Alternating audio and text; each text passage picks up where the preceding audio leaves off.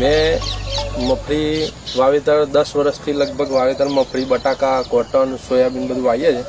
એમાં આ વખત મેં મગફળીમાં એક ડેમોન્સ્ટ્રેશન હતું શ્રીરામ કંપનીનું પ્રોટોબઝ. તો એનાથી મેં આ એક વાલમાં પ્રોટોબલ નાખેલું છે અને એક વાલમાં એ નથી છોટેલું. એટલે આમાં આ મગફળીનું વાવેતર છે 20 જૂન અને એનું પ્રોટોજોલ છે એ 22 તારીખે એક વખત વાપરેલું છે અને બીજી વખત જે વાપર્યું એ 4 તારીખ કે 5 તારીખ જેવું રહેલું. મેં આ મગફળીમાં શ્રીરામ કંપનીનું પ્રોટોબઝ પ્લસ વાપરેલું છે અને એનું માપ છે પર પંપ 50 ml. આ મેં શ્રીરામ કંપનીનું પ્રોટોબઝ પ્લસ વાપરેલું છે, આમાં નથી વાપરેલું. આમાં સોયાની સંખ્યા અને મગફળી પણ તૈયાર થવા માંડેલી છે.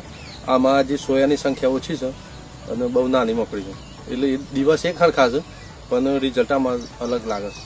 જે આ શ્રીરામ કંપનીનું પ્રોટોબલ પ્લસ નાખેલું છે એના સોયા ગણીને આપણે બતાવીએ, જોઈએ કેટલું આમાં સંખ્યા આવેલી છે. તો એમાં 25 થી 30 મગફળી છે એક છોડનો. उसका જડે મૂળિયો આ જેમાં આપણે ઉપયોગ નથી કરેલું પ્રોટોબલ પ્લસ એની સંખ્યા ગણીએ.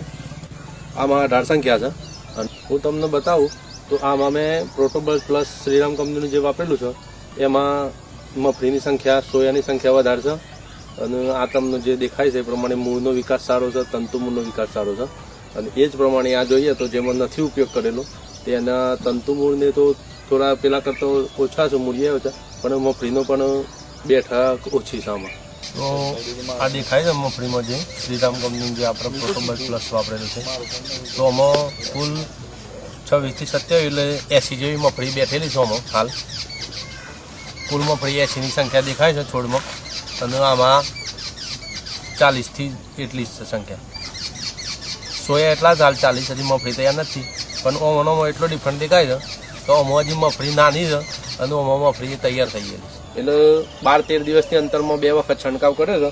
તો મગફળી પહેલાં થોડીક પીળી જેવી લાગતી હતી, પણ અત્યારના આ જોતા પ્રમાણે તો આ ભાગ બધો પીળો હતો એ બધો ગ્રીનરી દેખાય છે અને થોડું રિઝલ્ટ થોડું સારું દેખાનું મને.